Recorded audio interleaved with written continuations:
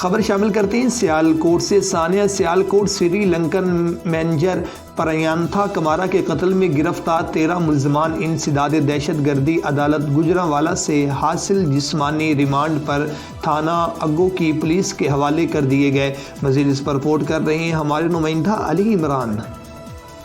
ہاں جی بالکل، سخت سیکورٹی میں گرفتار ملزمن کو ہتھ کڑی لگا کر انسداد دہشت گردی میں پیش کر کے جسمانی ریمانڈ لے لیا گیا، جبکہ سی سی ٹی وی فوٹیج اور موبائل کالز ڈیٹا سے گرفتار 8 مرکزی ملزم سے پولیس تفتیش جاری ہے اور 34 مرکزی ملزمان گرفتار۔ فرار ہو ملزمان کی گرفتاریوں کے لیے پولیس چھاپے جاری ہیں۔